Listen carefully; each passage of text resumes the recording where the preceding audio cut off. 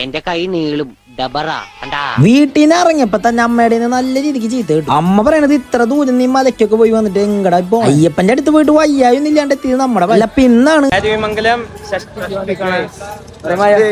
ഞങ്ങൾ അറിയാണ്ടാണ് ഈ പിണ്ടത്തിലൊക്കെ ചവിട്ടിയത്. അപ്പൊ എന്തായാലും എനിക്ക് മുടി വളരുന്നുള്ള കാര്യം ഉറപ്പില്ലാണ്ട് മനഃപൂർവ്വം ഒന്നല്ല. അയാൾക്ക് ഫോൺ കൊടുത്തിട്ട് നല്ല ഫ്രെയിമുകൾ വെക്കാൻ പറഞ്ഞത്. എന്റെ ബാക്കിൽ തന്നെ ഇത്ര നല്ല ഫ്രെയിമുള്ള കേസ് എനിക്ക് അറിയണ്ടായില്ല. എന്റെ പൊന്നോ, എന്ത് വലിയ പന്തല. എടാ പിള്ളേരെ പന്തലിന്റെ ഇങ്ങോട്ട് തിരിയുമ്പോണ്ടല്ലോ നമ്മളെല്ലാവരും അറിയാത്ത മരുന്ന് നിൽക്കുന്നുണ്ട്. ഹീറോ ആക്ടിങ് ആവാൻ പാടില്ല. നമ്മൾ ഈ ഷഷ്ടിക്ക് വന്ന മെയിൻ ഉദാഹരണം എന്താ കണ്ടേ? ഇങ്ങനത്തെ കാവടിക്കൊന്ന് അല്ല ഞാൻ ആദ്യം ഇട്ടോ. അതുകൊണ്ട് ഞങ്ങൾക്ക് എവിടെ നോക്കി കാണണ്ടേന്ന് ഒരു ഐഡിയ ഇല്ല. നമ്മുടെ കൂടെ ദൈവം അമ്പിയും കൂടി ഉണ്ട് കേട്ടോ.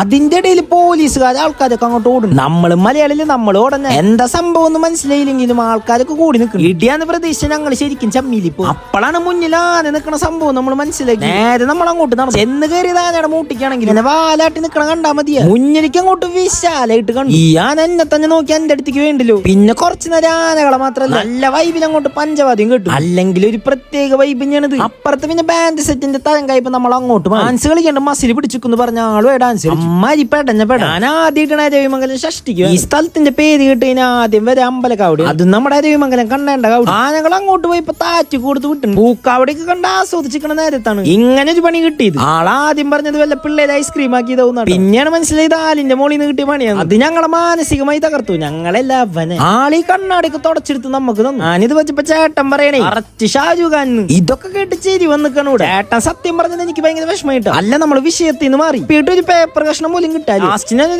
എടുത്ത് സംഭവം തുടച്ചു കൊടുക്കാൻ നോക്കിയത്. പക്ഷെ അതങ്ങോട്ട് ആകെ പരന്നു. പശുപതിന് ബാക്കി നാളെ കാണാം. ബൈ ഫ്രം ഞാൻ തന്നെ.